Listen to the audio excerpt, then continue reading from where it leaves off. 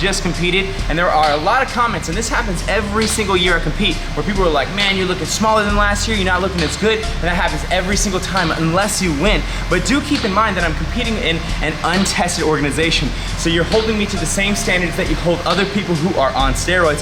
So when I step on stage and you saw me a week out looking really good, but then on stage you say I look real skinny, that's because I'm not on steroids. The other guys that are gonna be on stage are on steroids, so they're looking full, pumped out, and really crispy, where I can't do that because I'm not gonna take steroids. It's just not part of me. To address the comments about me looking bigger last year than this year, indeed, I did have much bigger shoulders. This is because I have been not able to hit my shoulders directly for the last 8 months due to injuries in my shoulders. So yes, technically, in my poses, I did look bigger last year, but in terms of size, I have not lost size. I actually got leaner this year, which caused me to be lighter, but I think that I bring a better body and a better physique this year, and you can tell by the footage today in the gym that I have not lost size, and I'm a lot bigger than you might think I was on stage.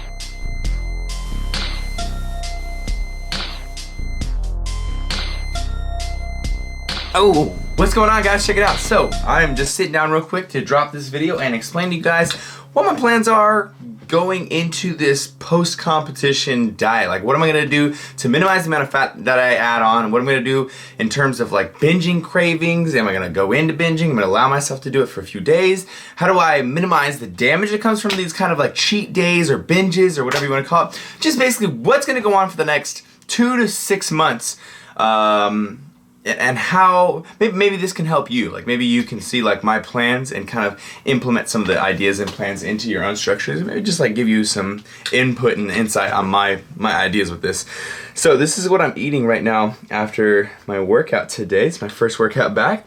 Pretty much the same thing I've been eating, just a much bigger bowl. And also I added some like diet cheese and some other little things. But yeah, we're having the black bean pasta thing. Honestly, I think the best strategy post-competition is to try to stick to the same foods you've been eating for at least some part of your diet. It should make up some part of your daily intake. Because if you allow yourself to switch from you know, the whole contest prep diet all the way up to that week out, all of a sudden you switch, boom, and then just allow yourself to eat all this crazy stuff, and none of it is the same stuff you've been eating. It's all super salty, super sugary, super fatty foods that you just love. You're gonna add tons and tons of weight. Little side note, a little PS, I think that this cyst is kind of like God reaching down and being like, bink, stay humble and keep others humble. I don't know why, I just think it's really funny. It like got way worse because the tan that was all over my face. I think it just like even more pimplified it. But moving on, my plan right after competition, I know we're kind of a couple minutes in, my plan right now, this first week after competition, and actually the second week probably too, I'm letting myself kind of relax now that we're done with the competition. I'm not binging, I'm not giving myself the permission to eat anything and everything, and also I'm not going into this post-competition diet with the thought of like, you need to have certain foods to kind of like prove that you're enjoying your post-week, you know? I'm not like, yo, I need to eat donuts and pizzas to make sure that my brain is getting the best food into it. It's not like that for me. This is the plan skewed out. I know I'm kind of just blabbering on. This is the plan. 2 weeks of allowing myself to eat however I want, really, essentially. Then we're gonna go into a 4-week cut so we can take care of the maybe 5 to 10 pounds of weight that I add on in this first 2 weeks. So that 4-week cut afterwards to sweep up whatever I added on, and maybe also to dig a little deeper and get a little bit leaner than the actual competition. Because I feel like I could have had another 2 weeks or so of competition prep and I would have been fine. And then after that 4 weeks of this kind of like little mini cleanup cut, then we go into lean bulking. And my idea with this is, and then the lean bulk is gonna be like, hopefully anywhere between 6 and 12 months long. My idea with this is when you go straight from a contest prep and then you hit the contest and then you go straight into being able to eat anything you want, because that last final week or 2 weeks before competition, you had to cut out everything else, not just the calories and stuff. You had to cut down on like coloring, artificial sweetener, salt. You had to watch your preservatives. So it got narrow and narrow and narrow and narrow, and it made it so specific that now you are on the most yin of your yang possible. And then by allowing yourself to eat anything afterwards, even just eating something normal like pasta right after competition, pasta, you're gonna be like, damn, this pasta's so good.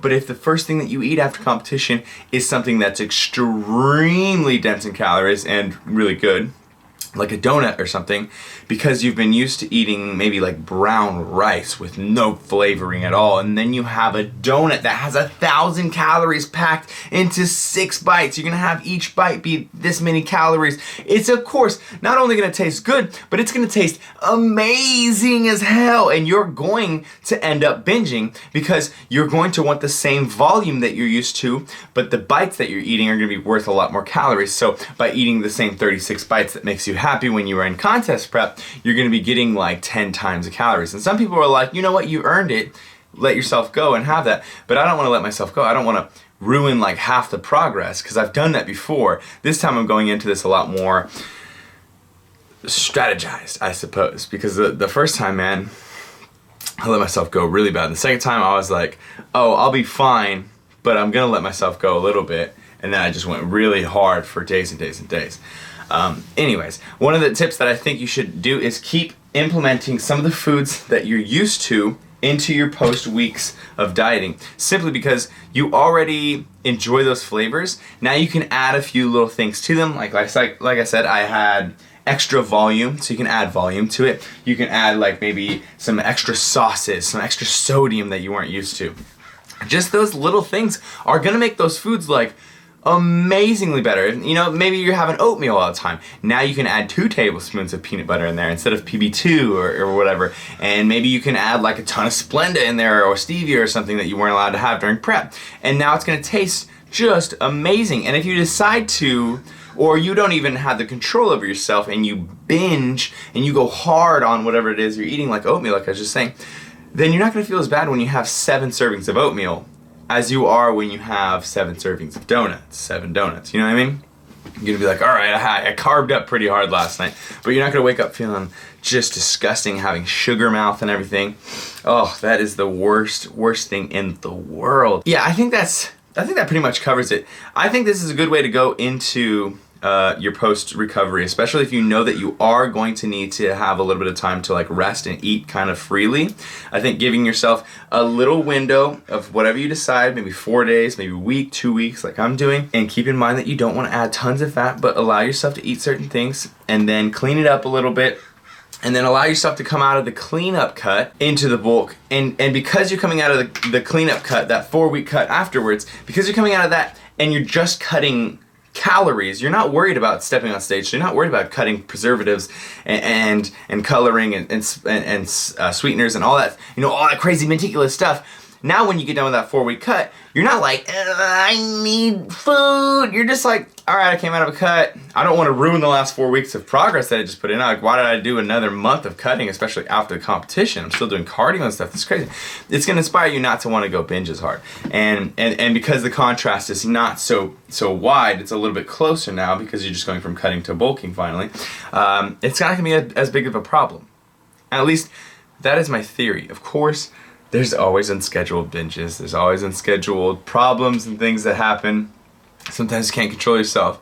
But I just think that this is the smartest way to go about it. So I hope that this is kind of like, by me explaining to you my idea and my plan, my strategy for this, I hope it kind of gave you some sort of an idea and strategy for your post-competition or post-photo shoot or post-diet, whatever it is, plans. And believe me, man, if you binge, you allow yourself to binge and go have that dozen of donuts, and the next day have a pizza, and then the next day have another dozen donuts and a candy and then ice cream and stuff, you're gonna hate yourself. You're gonna hate yourself. Oh, one final tip before I let you guys go, because I think this is a really smart plan. If you do plan on eating bad stuff, because I still do plan on eating bad stuff, I'm planning on ordering a pizza from a pizza place with just sauce and veggies, and then adding my diet cheese, my vegan cheese, and my vegan meats and stuff, and making a big meat lover cheese pizza. What I think is, if you know that you are gonna have something terrible like burgers, donuts, pizzas, ice cream, something that's gonna be calorically huge, on that day, this is just my personal strategy, I will eat less food up to that meal. So if I'm gonna have pizza that night, I'm not gonna have the same fruit shake I have in the morning and then my same post meal, which maybe could be even like Chipotle or something like that,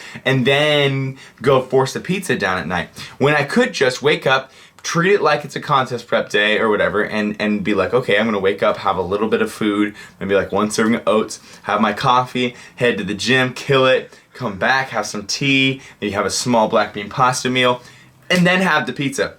Because then you're evening it out. But if you just eat all throughout the day, you're gonna feel normal all the way up till 4 o'clock because you're eating the same way that you're always eating all the way up to 4 o'clock. But then you're adding in that 3,000 or 4,000 extra calories and ensuring yourself to go way over calories, and then possibly even after that pizza, you keep snacking, and that's when you go to bed with that extremely large belly that's just hard and pressurized, and you wake up feeling like crap. So there you go, guys. I hope you enjoyed this video. I hope it gave you some ideas. Oh, but I didn't ramble too long. I still have diet brain, so please forgive me for that. I'm just kind of trying to make content that you guys can benefit while we're still in the time zone that it's still like applicable. I wouldn't want to make this video like 6 months from now when I'm not freshly in the mindset of it. But I think that while we're still here, we should talk about it since it's fresh. Hope you guys enjoyed this. If you did, make sure you give it a thumbs up and subscribe if you haven't subscribed already. Team me out of the week. CT. Lift heavy or die, MIRIN, mother.